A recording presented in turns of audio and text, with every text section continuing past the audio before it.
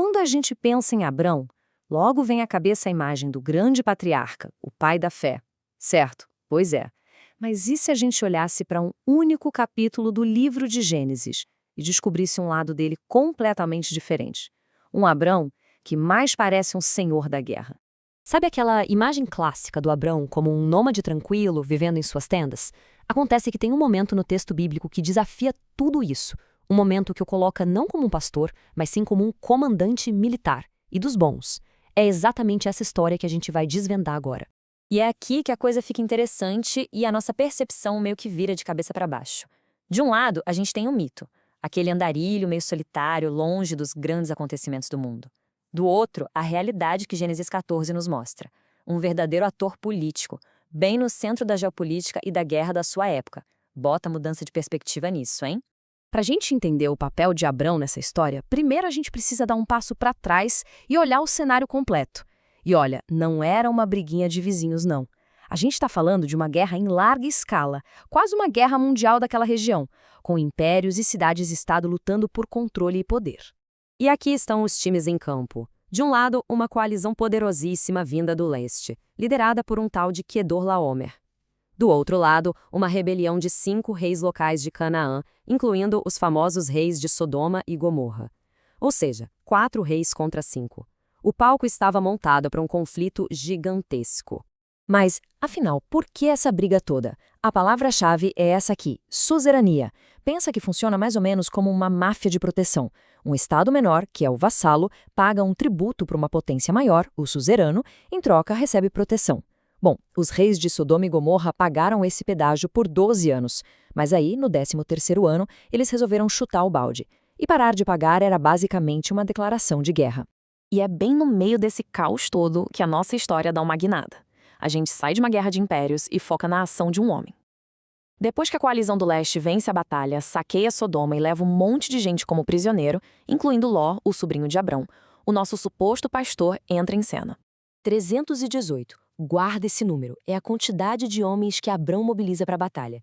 E não era um pessoal qualquer, não. O texto diz que eram homens treinados, nascidos em sua casa. Isso é, na prática, um exército particular. Para se ter uma ideia, os especialistas calculam que para ter 318 combatentes, o clã inteiro de Abrão devia ter mais de 1000 pessoas, contando mulheres, crianças. Ele não era um andarilho qualquer. Ele era o chefe de uma tribo muito poderosa. Então, vamos juntar as peças. Abrão era muito mais do que a imagem de pastor sugere. O texto chama de o hebreu, que pode não ser só uma etnia, mas talvez uma ligação com os Habiru, uma classe conhecida na época, tipo mercenários ou nômades com poder de fogo. Na prática, ele era um chefe tribal. E detalhe, ele não agiu sozinho. Tinha alianças estratégicas, pactos de defesa com outros chefes locais. E a vitória dele? Pura tática de guerrilha, um ataque noturno, rápido e certeiro que desbaratou uma coalizão de reis. Nada mal, hein? Ok, a poeira da batalha baixou, as espadas foram guardadas, mas a guerra não acabou. Agora começa um outro tipo de confronto, um confronto cultural e político bem mais sutil, mas igualmente tenso. Depois da sua vitória espetacular, Abrão fica cara a cara com 2 reis, e cada um deles vai apresentar uma proposta que pode definir todo o seu futuro. Vamos analisar as ofertas na mesa. Primeiro, chega Melquisedeque, o rei de Salém. Ele oferece pão e vinho, uma bênção, um reconhecimento. Essa é uma proposta de aliança entre iguais. Logo depois, vem o rei de Sodoma, aquele que Abrão acabou de salvar. Ele oferece os bens, o que foi saqueado na guerra. Parece generoso, mas é uma armadilha. É uma transação que cria uma dívida de honra que colocaria Abrão numa posição de subordinação. E a resposta de Abrão é daquelas de bater na mesa. Ao recusar até mesmo um fio de linha, ele está fazendo uma declaração política fortíssima. Traduzindo para os dias de hoje, ele está dizendo: olha, eu não te devo absolutamente nada. Minha lealdade e minha prosperidade não vêm de você. Ele está escolhendo manter sua independência total. E é nesse exato momento, nessa declaração de independência, que a nossa análise vai dar um zoom. A gente vai sair da grande história da guerra para mergulhar num detalhe minúsculo, mas que faz toda a diferença, escondido bem no meio do juramento de Abrão. Esse aqui é o juramento, como a gente costuma ler nas traduções. Ele levanta a mão, que era um gesto jurídico formal, tipo jurar num tribunal, e invoca o Senhor, o Deus Altíssimo. Parece bem direto, né? Mas, Em textos tão antigos, as coisas raramente são tão simples quanto parecem. E aqui vem a pergunta de $1 milhão, que transforma essa nossa conversa numa pequena investigação.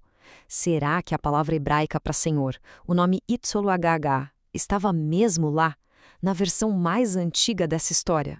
E para responder isso, a gente tem que olhar as fontes.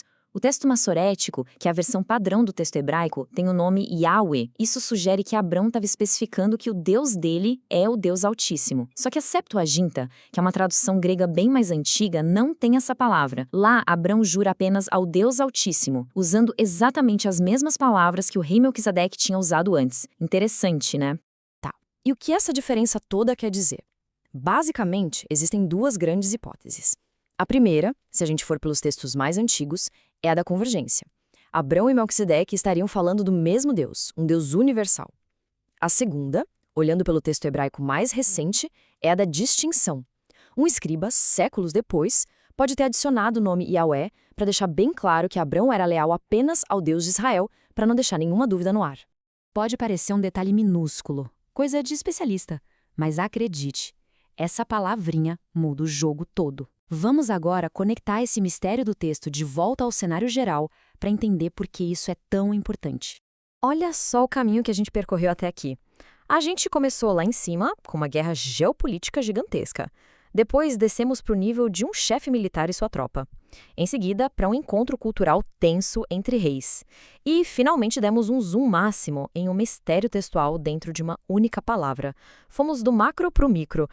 E aqui está o grande ponto. Ter ou não ter o nome de Deus ali muda completamente o foco da história. De um Abrão que está especificando o seu Deus para um Abrão que está reconhecendo um Deus universal, o mesmo do outro rei. E isso nos revela algo fascinante. Textos antigos não são documentos estáticos, congelados no tempo. Eles são documentos vivos, que foram editados e esclarecidos ao longo dos séculos. E isso, claro, nos deixa com aquela pulga atrás da orelha para a gente pensar.